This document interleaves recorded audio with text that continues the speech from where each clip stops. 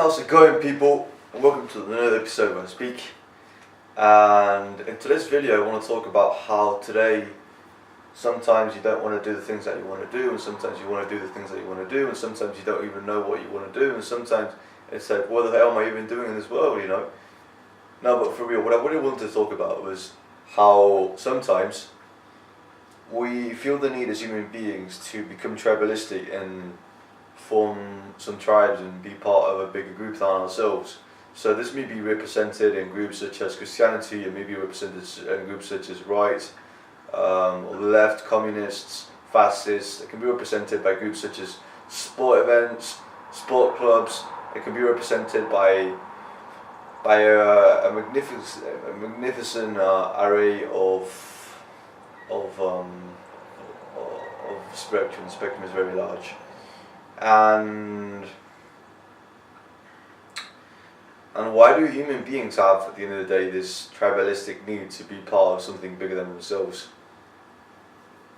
Well, I actually think I know. I might be wrong, but I think it's because as human beings, we had an evolutionary advantage, evolutionary speaking, by which when we resorted to each other, to a bigger group, as in we looked after the interests of the group rather than ourselves, we tended to do better, and this feeling, which is deeply rooted in our brains, has been passed along by those survivors, and that's why we mostly feel like we want to be part of a bigger group, and we're not like loners. In fact, a lot of scientists claim that human beings are social beings, right? In fact, some people say that if you were to be launched into a spaceship by yourself and had no one to talk to, you would forget who you were, because you'd have no one to experience yourself with, or to grow along through, basically. And that brings me to another topic, which is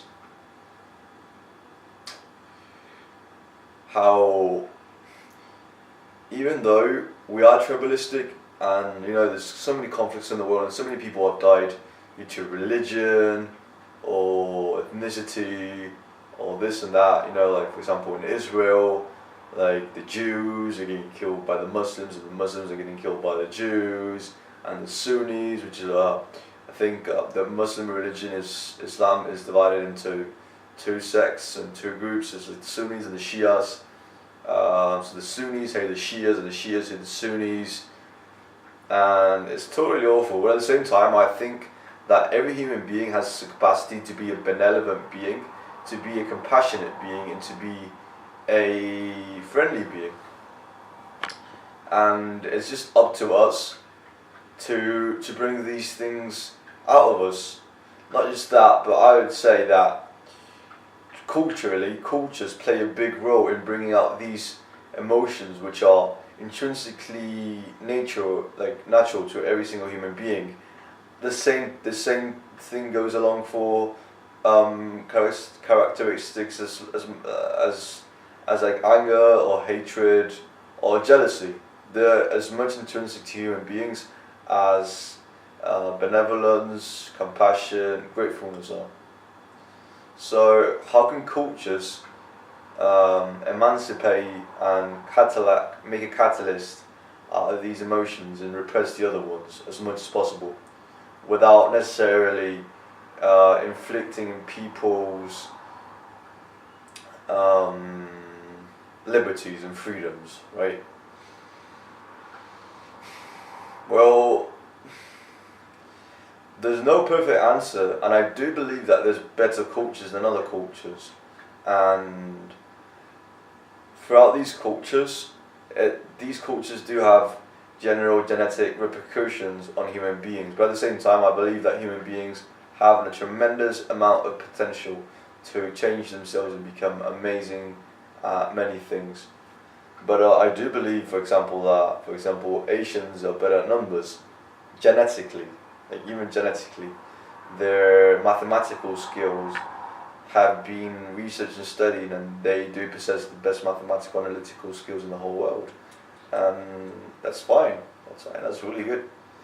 And if the trends keep going, then it wouldn't be too surprised if in the next 100 years they get even better, because they already have a slight advantage. This is called the winner effect. They already have a slight advantage, and if they keep at it, this slight advantage might become humongous in comparison to, for example, cultures in Africa, where, for example, I think in Africa there wasn't so much a tradition of writing things down, so there's not much literature, which we have.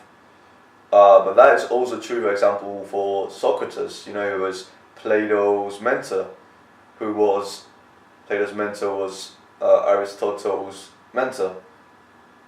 So Aristotle's mentor was Plato, and Plato's mentor was Socrates. And Socrates didn't write anything down. In fact, some people argue that Socrates didn't even exist, that he was a creation from Plato.